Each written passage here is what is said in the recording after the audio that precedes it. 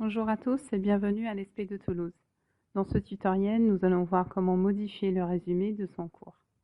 Tout d'abord, je me connecte sur Moodle de l'ESP et je choisis mon cours. Et voilà la page d'accueil que je vais modifier. Pour faire cela, je vais activer le mode édition. Afin de paramétrer cette section, je vais cliquer sur cette petite roue en bas à gauche et on trouvera ensuite cette fenêtre. Vous pouvez laisser cette case cochée si vous souhaitez garder le nom de section par défaut. Par contre, moi, je vais décocher et changer le nom. Je vais taper art plastique par exemple.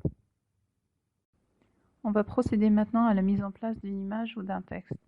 Tout d'abord, je vais passer en mode plein écran. Ensuite, je vais insérer un tableau où je vais mettre mon texte.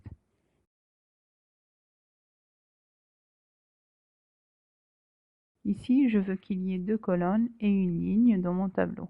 Et je souhaiterais le garder invisible, donc je laisse les bordures à 0 et je clique sur Insérer.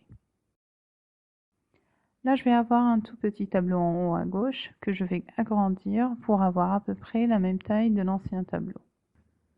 Là, je vais rajouter une photo. Je clique donc sur Insérer une image.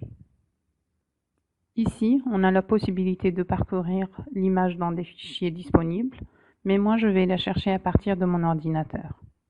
Je prends cette image par exemple et j'enregistre. Je clique sur Insérer et OK. Je modifie un peu la taille.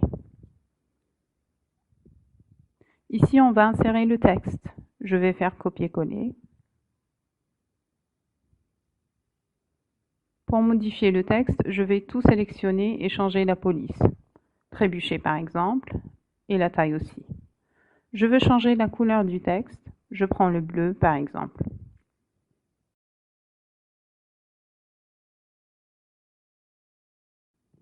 Je vais rajouter aussi un nuage de mots en lien avec mon cours.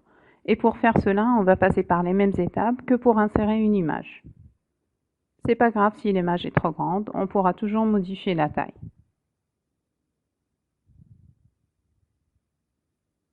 Quand on aura fini avec l'ancien tableau, on va le sélectionner et le supprimer entièrement. Je vais quitter maintenant le mode plein écran et j'enregistre. Voilà le résultat final qu'on peut toujours modifier, sinon on quitte le mode édition. Ce tutoriel a été réalisé pour le pôle Pratis de l'ESP de Toulouse. À très bientôt.